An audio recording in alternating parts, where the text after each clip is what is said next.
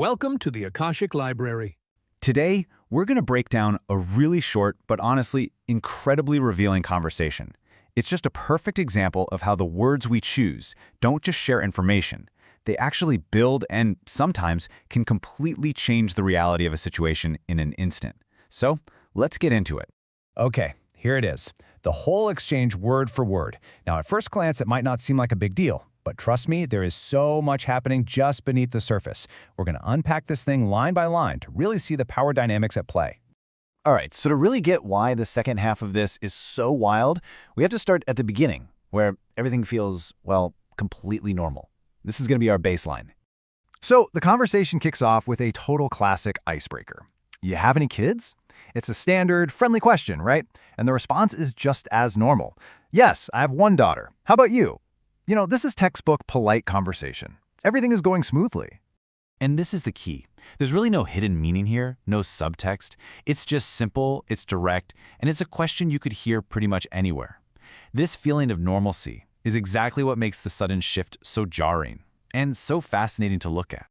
And now, let's get to the moment where things take a very sharp turn. This is where the entire dynamic just pivots on the choice of a couple of words.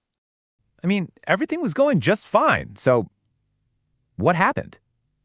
Why does the whole tone shift so dramatically? Well, the answer is all in the follow-up question.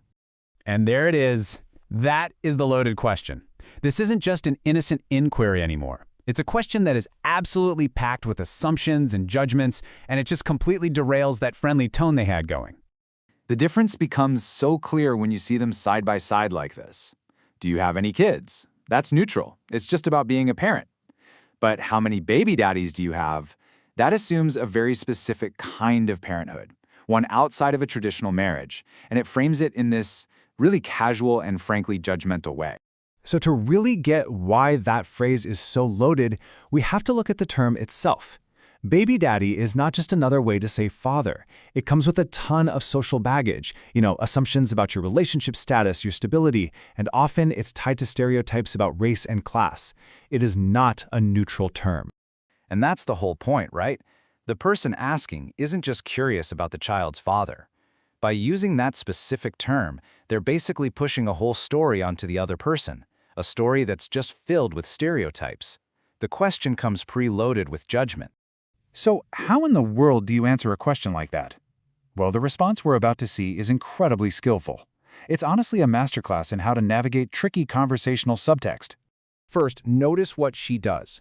She answers the direct, surface-level part of the question. The question was, how many? And the answer is one. She calmly just repeats the simple fact that she has one daughter, bringing the conversation back down to a simple truth. But see, just answering the surface question isn't enough. If she stopped there, she'd basically be accepting the loaded premise of the question. A really effective response has to deal with the subtext, and that is exactly what she does next. This right here is the most powerful part of the entire conversation. I understand that she say father. It's so subtle, but it's a direct and powerful refusal of the term baby daddy. It's just a brilliant strategy. She doesn't argue, she doesn't get defensive, she simply swaps out his loaded term for a neutral, respectful one. By saying father, she's rejecting that whole stereotypical story he was pushing, and she's reestablishing her own reality on her own terms. It's like a little act of verbal self-defense. So, after breaking all that down, what's the big picture here? What can this tiny little conversation teach us about communication in general? Well, it boils down to a few really important things. First, the words we choose are never really neutral. They're packed with meaning. Second, questions aren't just for gathering info. They can actually impose a whole worldview on someone.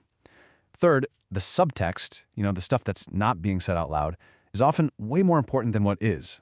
And finally, and this is the most empowering part, a smart response can do more than just answer a question. It can actually reframe the entire conversation. Looking at just a few seconds of dialogue like this really makes you think more critically about your own language. So the question I want to leave you with is this. What hidden assumptions might be hiding in the questions that we ask every day? It's definitely something worth thinking about. Fear isn't an obstacle, it's a doorway to your greatest growth. Next, explore the hidden gift in your struggles with fear versus